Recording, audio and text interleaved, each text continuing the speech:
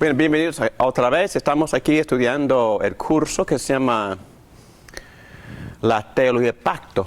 Y todavía estamos en la lección 1 porque es muy larga, porque estamos presentando cosas de pura introducción. Pero aquí estamos en la segunda parte de la primera lección. Vamos a orar. Gracias, Padre, por darnos esta oportunidad de estudiar tu palabra, que nos guíes, que nos ilumines, que también nos estés transformando en imágenes restaurados para glorificar tu nombre.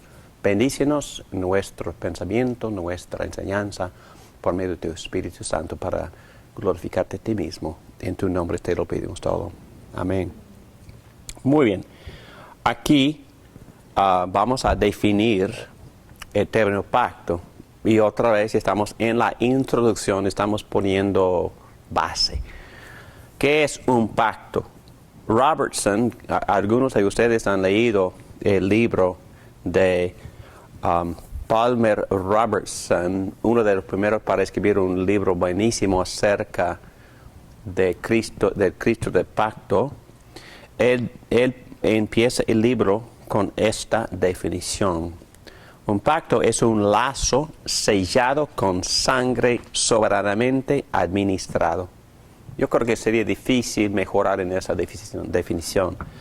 Un pacto es un lazo, una relación muy especial, íntima, entre Dios y el hombre, pero en este caso un lazo sellado con sangre soberanamente administrado. Entonces vamos a examinar esta definición en sus varias partes.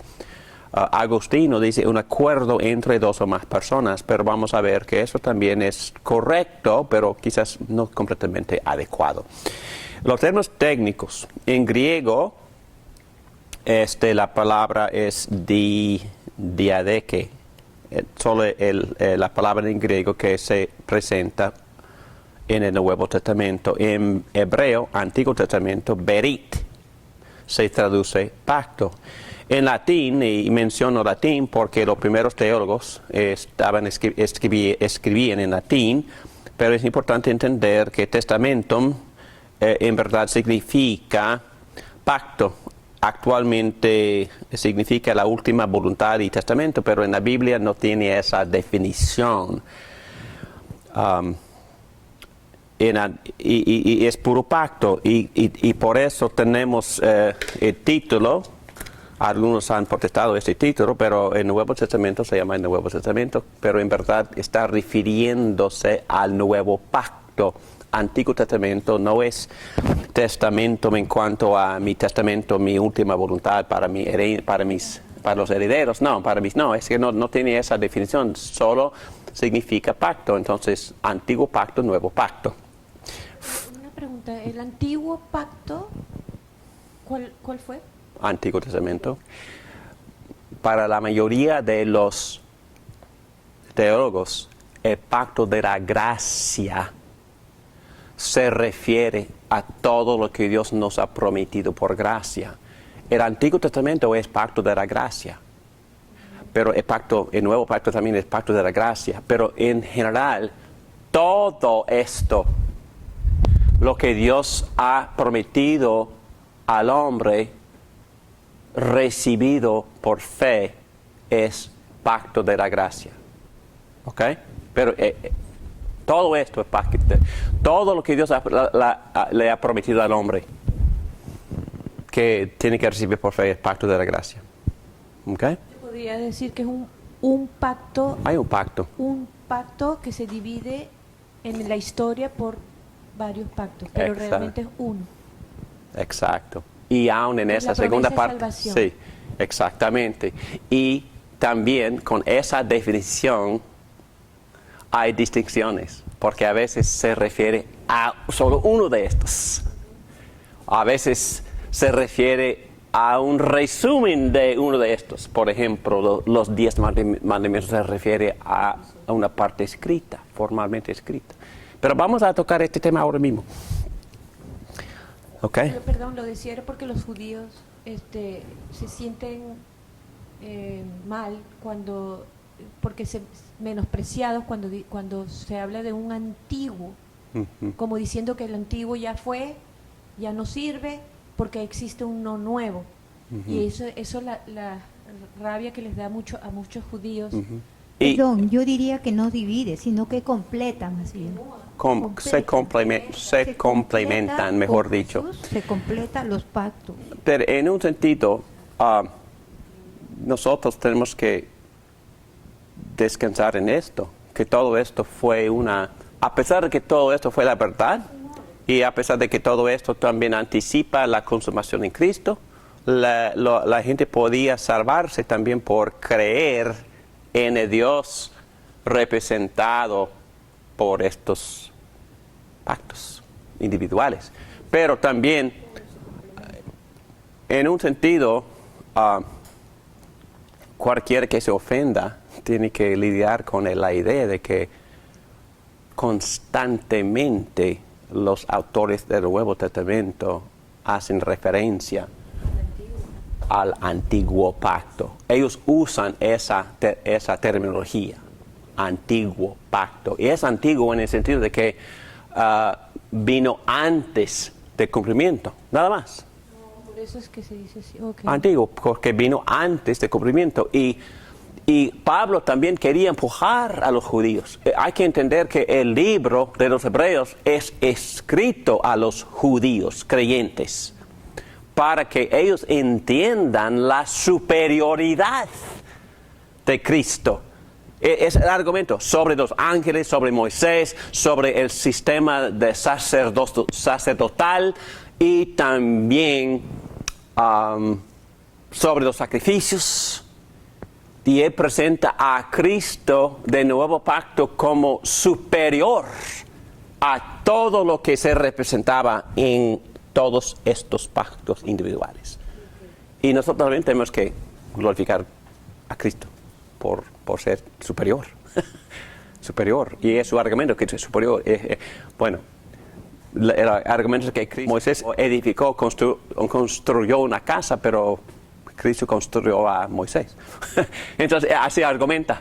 Y los ángeles nos compartieron las revelaciones, pero Cristo también vino como la revelación. Él vino como la imagen misma de Dios, la misma sustancia de Dios. Entonces, él presenta a Cristo como superior.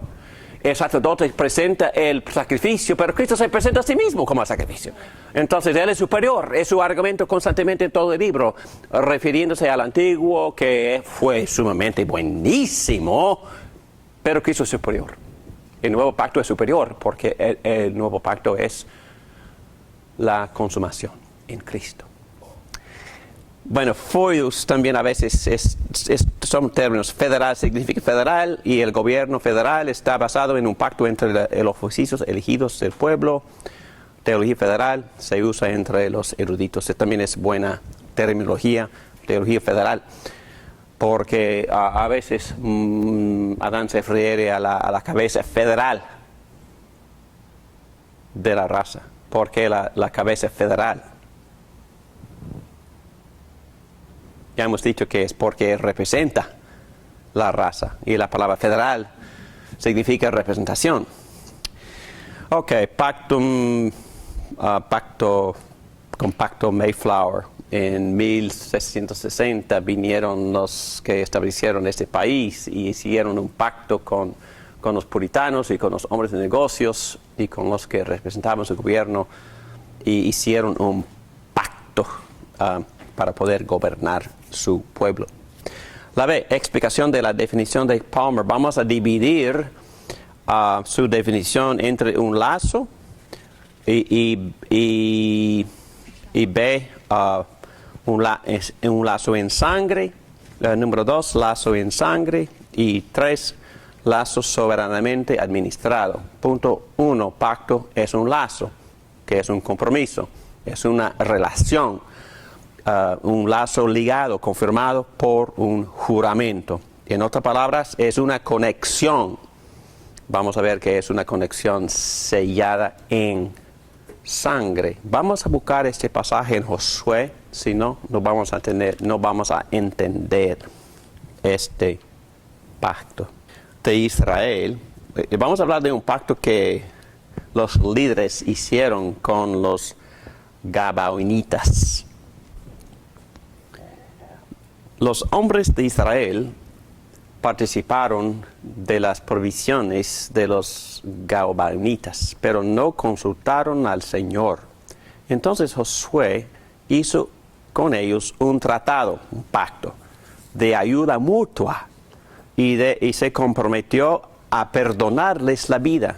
¿Por qué? Porque Dios le había instruido que mataran a todos. Y ellos mintieron y engañaron a José, a los líderes, diciendo que nosotros no somos tus vecinos, hemos venido de lo lejos. Y los jefes de Israel ratificaron el tratado. 3 días después de haber concluido el tratado con los gabaonitas, los israelitas se enteraron de que eran sus vecinos y vivían en las cercanías.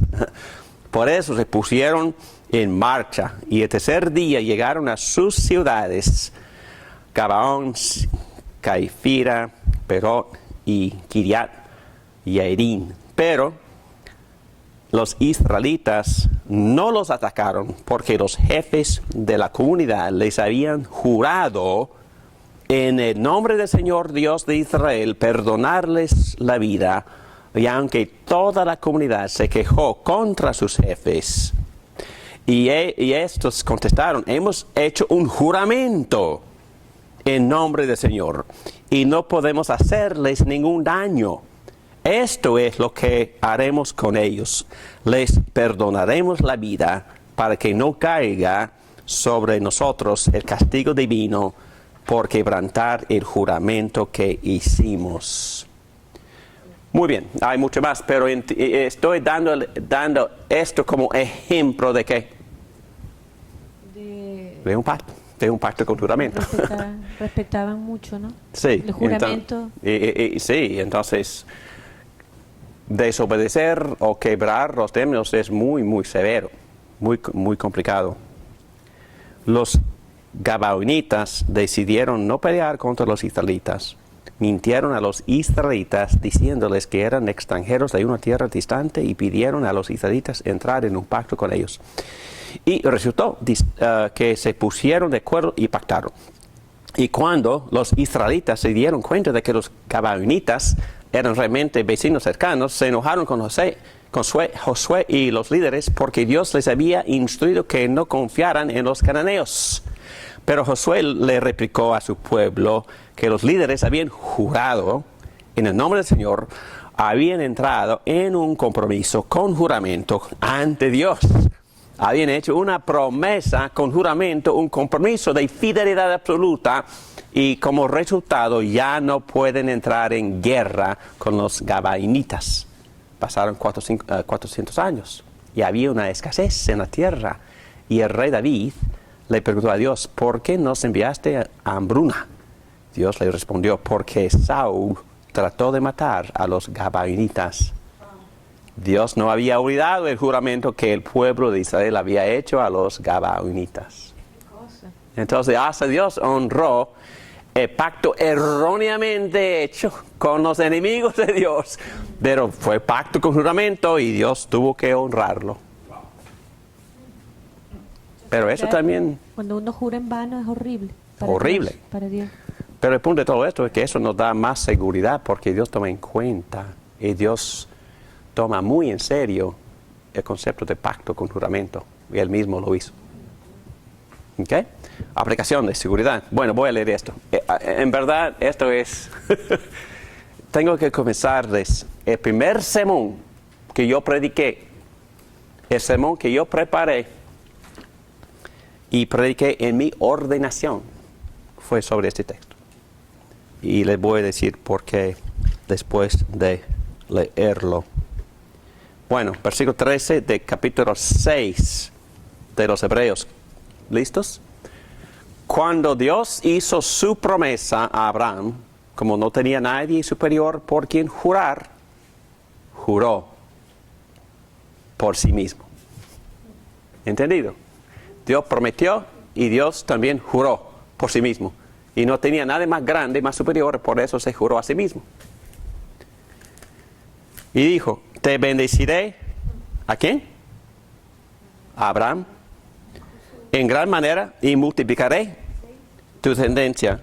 Y así después de esperar con paciencia, Abraham recibió lo que se le había prometido. Los seres humanos juran por alguien superior a ellos mismos, y el juramento, al confirmar lo que se ha dicho, pone punto final a toda discusión. Por eso Dios, queriendo demostrar claramente a los herederos de la promesa que su propósito es inmutable, la confirmó con un juramento. ¿Estás entendiendo lo que Dios está diciendo? Promesa que su propósito es inmutable y la confirmó con un juramento. Lo hizo así para que mediante la promesa y el juramento, ¿para qué lo hizo? Que son dos realidades inmutables en las cuales es imposible que Dios mienta. Tengamos un estímulo poderoso los que buscando refugio nos aferramos a la esperanza que está delante de nosotros. ¿Entendido? Entonces, ¿a cuál experiencia está describiendo este autor cuando habla de la promesa y juramento que Dios hizo con Abraham? ¿Cuál es la pregunta? Ok. ¿A cuál aspecto, elemento, experiencia de pacto que Dios hizo con Abraham se está describiendo este pasaje? Este pasaje está refiriéndose a cuál pacto. Con Abraham. Y al forma en que Dios juró. ¿Cómo juró Dios a sí mismo? Por el mismo. Y sí, pero ¿qué fue la ceremonia? ¿Recuerdan? Sí, los animales cortados. Los animales cortados y sangrando. Y este pasaje divide los términos o los aspectos de pacto entre promesa y juramento. ¿Y cuál es el propósito de prometer y luego jurar? Asegurar. ¿Asegurar a quién? La promesa a Abraham. A Abraham y a nosotros. A nosotros. Sí. ¿Dios se ha jurado a la promesa de salvarme en Cristo? Sí. Definitivamente lo probó por sangrar en la cruz.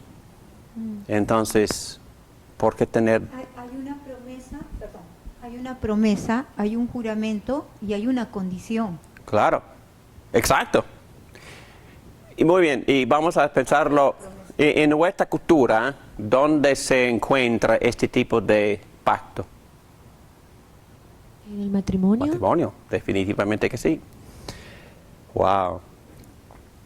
Y los que viven en lo que se llama unión libre, no viven bajo pacto. Y están limitando su experiencia y están poniendo a riesgo su experiencia porque eliminan varias cosas. ¿Qué es lo que se elimina cuando uno no promete con juramento? La responsabilidad. La responsabilidad de deber formal y seguridad. En nuestra cultura, en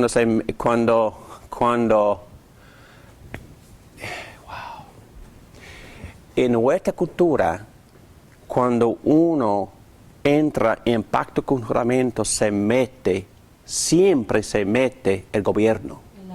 La ley. Entonces, el matrimonio tiene su aspecto legal, sí. Definitivamente. Tiene sus obligaciones, tiene sus consecuencias por no cumplir. Sí. Lamentablemente están desapareciendo, pero sí. Porque normalmente se le da algo a alguien, a la víctima en el caso de divorcio, pero tiene su aspecto legal, tiene su aspecto económico, tiene su aspecto emocional, tiene su aspecto moral y tiene su aspecto sexual. Ok, ¿qué viene primero de todo esto? El conocerse. Conocerse y hacer promesa. ¿Quieres casarte conmigo? Entonces, yo doy mi promesa, yo deseo casarme contigo, pero eso también no confirma la relación. La relación sí existe, los dos se aman y los dos se dicen el uno al otro, yo te amo. A veces pueden hablar en voz alta acerca de ciertos compromisos, no voy con otro, te lo prometo, pero todavía no existe pacto. El pacto, vamos a ver más adelante que el pacto concreta, solidifica y también estructura la relación con obligaciones y también penalidades. ¿Qué es lo que las personas no desean? Comprometerse, ser más libres. Por eso no se casan. Y esa libertad, entre comillas, pone a riesgo la relación por completo. Están abandonando privilegios y bendiciones por no entrar en pacto. Porque pacto dice, ok, no solo te quiero, no solo te amo. No, el pacto dice, me comprometo eternamente contigo. Con promesa y juramento, en pacto. Pacto, la Biblia llama esta razón pacto. Yo me comprometo a cumplir con mis obligaciones, no importando si tú las completes o no. Wow. Entonces, en el concepto de pacto, yo hago mi parte, más nada, punto. ¿Por qué? Porque hago compromiso contigo, pero también Dios es testigo. Y también hago juramento y Dios es testigo. Y yo voy a hacer mi parte, yo voy a ser fiel, no importa lo que pase. Y también me comprometo a darte todo lo que tengo. Todas mis posesiones, mi cuenta bancaria, todo mío es tuya. Pacto matrimonial. Y es lo que Cristo hace con nosotros. Es un compromiso para toda la vida que uno hace porque dice hasta la muerte. Pero entonces, como a veces hay el divorcio, o sea, sí, bueno, es un tema muy grande ese, ¿no? Sí, no me meto en el tema, pero el divorcio destruye completo el concepto. Pero no es aceptado prácticamente por Dios, ¿no? Bueno, eso es todo un tema. Pero